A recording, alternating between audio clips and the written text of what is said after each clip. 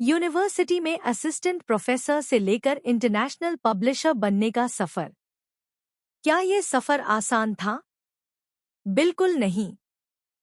ये बात उन दिनों की है जब मैं ग्रेजुएशन कर रही थी। मेरे अंदर बचपन से ही कुछ करने का जुनून था। इंटर में मैंने कॉमर्स स्ट्रीम ली थी। वहीं से मैंने प्रॉफिट एंड लॉस के गुर मंत्र सीखे। उस वक्त लाइफ एकदम क्लियर लगती थी। मुझे सीए करना था। लेकिन मेरे अंदर एक और जुनून था, लिखने का। मैं सिर्फ 5 साल की आयु से ही ओरल स्टोरीज कहा करती थी और 10 साल की आयु से मैंने प्रॉपर्ली लिखना शुरू कर दिया था। स्कूलिंग के साथ साथ मेरी राइटिंग जर्नी भी चलती रही। शायद इसी वजह से मुझे मीडिया और कम्युनिकेशन की दुनिया अपनी तरफ खींचने लगी। इसलिए मैंने कॉमर्स स्ट्रीम को साइड कर दिया और ग्रेजुएशन में मास कम्युनिकेशन और वीडियो प्रोडक्शन के कोर्स में एडमिशन ले लिया। 3 साल की ग्रेजुएशन डिग्री के दौरान मैंने मीडिया को करीब से समझा। उसके बाद मुझे लखनऊ दूरदर्शन केंद्र में ट्रेनिंग का मौका मिला। ये मेरे लाइफ का एक टर्निंग पॉइंट था।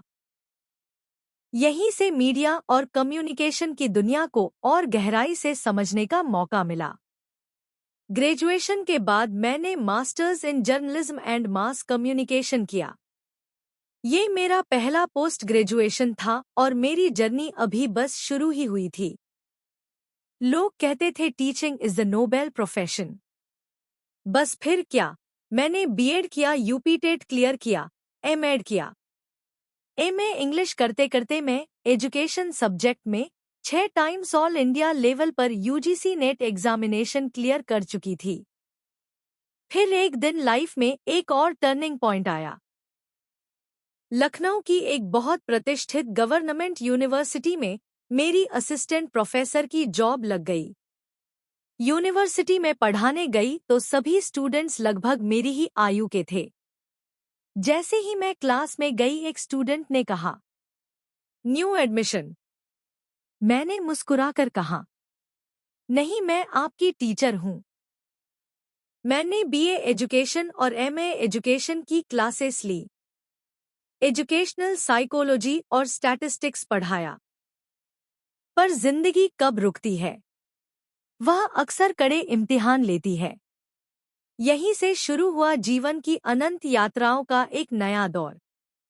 अन्य नौकरियों की तैयारी, परीक्षाओं का संघर्ष।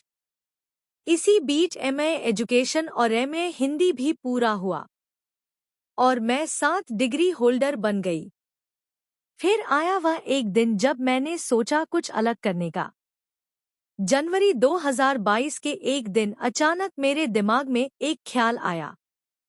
मैंने सोचा, इतने सालों से कविता और अंतर्राष्ट्रीय शोध पत्र लिख रही हूं, लेकिन मेरे मन में एक कसक भी है। अभी तक मैंने खुद की कोई 250 पेज की किताब नहीं लिखी। मैं दिनरात जागकर विषय सोचती रही और लगभग 1 महीने के अंदर मैंने अपनी पहली अकादमिक किताब लिखकर तैयार कर ली। फिर शुरू हुई प्रकाशक ढूंढने की यात्रा। इस सफर में मुझे काफी संघर्ष का सामना करना पड़ा। मैं अपनी मैन्युस्क्रिप्ट किसी ठंडे बस्ते में नहीं डालना चाहती थी, क्योंकि ऐसा एक बार पहले भी हो चुका था। 2016 में मैंने एक पाठ्यक्रम की किताब लिखी थी, लेकिन वह सिर्फ मैन्युस्क्रिप्ट बनकर रह गई थी। इसलिए 6 साल के अंतराल के बाद जब मैंने दोबारा किताब लिखी, तो मैंने तय कर लिया था कि इस बार मेरी किताब निश्चित प्रकाशित होगी। फिर आया महाशिवरात्रि का दिन, 2 मार्च 2022। यह दिन मेरे जीवन की कहानी में हमेशा के लिए लिख दिया गया। उस दिन मुझे एक दक्षिण भारतीय प्रकाशन से संदेश आया, क्या आप अपनी किताब प्रकाशित करना चाहेंगी?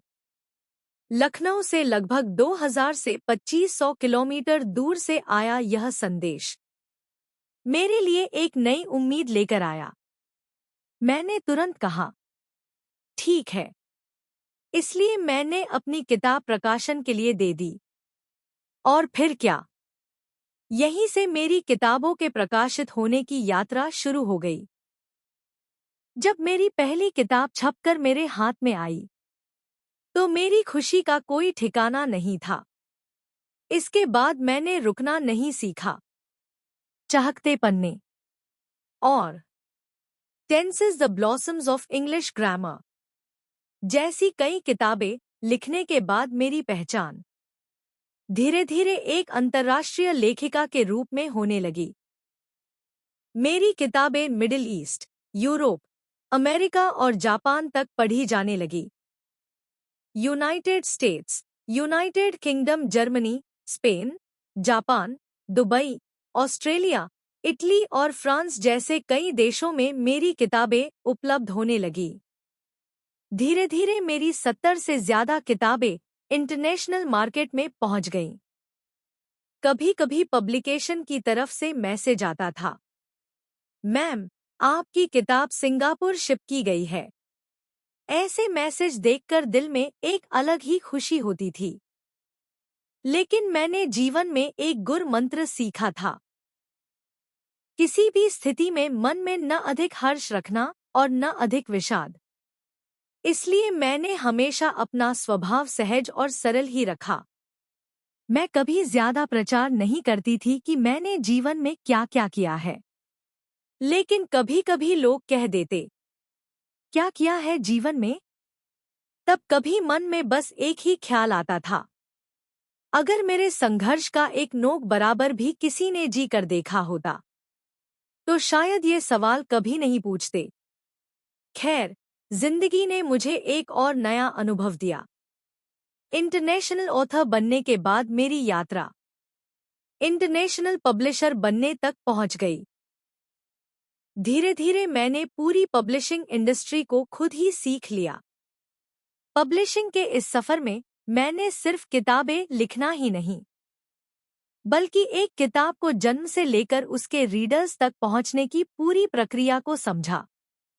इसमें शामिल था government copyright service, ISBN service, plagiarism check, 12 देशों में किताबें पब्लिश करना, नए और उभरते लेखकों को प्लेटफॉर्म देना, प्रिंटिंग और वर्ल्ड वाइड डिलीवरी मैनेज करना, लेखकों को मेडल और सर्टिफिकेट वितरित करना, बुक एडिटिंग, फॉर्मेटिंग से लेकर किताबों का डिजाइन करना, कॉफी टेबल बुक्स और कस्टमाइज्ड किताबें तैयार करना। ये सब मैंने धीरे धीरे खुद ही सीखा। लेखक अपनी जिंदगी के सपने और कहानियां एक मैन्युस्क्रिप्ट के रूप में देते हैं, और मेरी जिम्मेदारी होती है कि उनकी किताब उन तक समय पर और विश्वास के साथ पहुंच जाए। आज अंकिता पब्लिशिंग स्टूडियो के माध्यम से 12 देशों में नए और उभरते लेखकों की किताबें पब्लिश हो रही हैं। कभी कभी लोग पूछते थे, तुम क्या ही कर सकते हो? मैंने जवाब देना जरूरी नहीं समझा। मैंने बस चुपचाप अपना काम किया और वक्त ने खुद ही जवाब दे दिया। आज मैं बस यह सीख देना चाहती हूँ, जीवन के संघर्षों में कभी रुकना नहीं।